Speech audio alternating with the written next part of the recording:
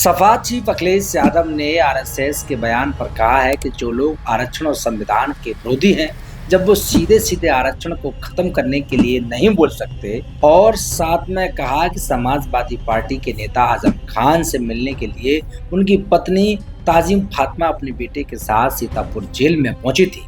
सपा नेता से जेल में मुलाकात करने के बाद ताजिम फातिमा ने एक ऐसा बयान दिया जिसने उत्तर प्रदेश के सियासी गलियारों में हलचल तेज कर दी है। सपा नेता आजम खान की पत्नी ताजिम फातिमा ने कहा था कि उन्हें अब किसी से उम्मीद नहीं है, सिर्फ अल्लाह से उम्मीद। अब उनके इस बयान पर सपा मुखिया अखिलेश यादव की प्रतिक्रिया सामने आई है। सपा चीफ अखिलेश यादव ने ताजिम फातिमा वाले मुद्दे पर बोलते हुए कहा है कि अब उन्हें न्याय तभी मिल सकता है जब ये सरकार बदल जाए।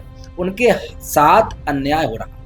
हम सब भगवान और ईश्वर को मानने वाले लोग, सबका भरोसा भगवान और ईश्वर पर है। न्याय तभी मिलेगा सरकार बदल जाए, तब मिलेगा, या फिर भगवान से मिलेगा। इसके साथ ही सपा चीफ अखिलेश यादव ने आरएसएस के बयान पर कहा है कि जो लोग आरक्षण और संविधान के विरोधी हैं, जब वह सीधे सीधे आरक्षण को खत्म करने के लिए नहीं बोल सकते, तब वह समाजवाद शब्द हटाने की बात करते हैं। जिन लोगों का दिमाग नफरत और नकारात्मक राजनीति से भरा हुआ है, जो बांट कर समाज के बीच में दीवार खड़ी कर राजनीति करना चाहते हैं, जातियों और धर्म में बांटना चाहते हैं, वो समाजवाद और धर्मनिरपेक्षता के खिलाफ है। साथ में अखिलेश यादव ने कहा कि जिस समय बीजेपी का गठन हो रहा था, इस बात को लेकर बहस हो रही थी कि बीजेपी जब काम करेगी तो क्या वह आरएसएस की विचारधारा पर काम करेगी और क्या कैपिटलिज्म को बढ़ावा देगी। तभी चर्चा हुई थी कि वह समाजवाद और धर्मनिरपेक्षता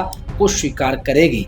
तब ये तय हुआ था कि बीजेपी अपनाएगी। अगर वह अपने स्थापना के दौर की बात नहीं मानती, वह बीजेपी नहीं है। सीएम योगी का समझ सकते हैं कि वह आरएसएस के बयान के समर्थन में होंगे, क्योंकि वह बीजेपी के सदस्य नहीं रहे हैं और ना वो रहना चाहते हैं। मजबूरी है, क्योंकि उन्हें मुख्यमंत्री बनना है, चुनाव लड़ना है। सीएम ममता बनर्जी के इलेक्शन कमीशन के आरोप पर अखिलेश यादव ने कहा कि बीजेपी पीछे के दरवाजे से कुछ भी कर सकती है, किसी से भी हाथ मिला सकती है। वह डिलीट किए गए सपा ने प्रमाण दिया, लेकिन आज तक जवाब नहीं आया। कुंदर की चुनाव में भी सीसीटीवी में सब कुछ कैद हुआ है।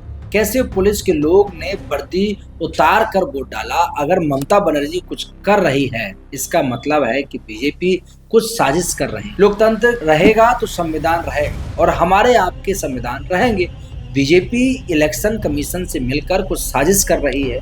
जो बूथ खत्म किए जा रहे हैं, स्कूलों को बंद करने का बहाना, वह विपक्ष के ज्यादा वोट मिले। जो बूथ खत्म किए जा रहे हैं, स्कूलों को बंद करने के बहाने, वह विपक्ष को ज्यादा वोट मिले। इसीलिए वो कोई न कोई रणनीति भारतीय जनता पार्टी अपनाती रहती है। तमाम ऐसी खबरों के लिए हमसे जुड़े रहिए और हमारे चैनल को सब्सक्राइब फॉलो करें। नमस्कार।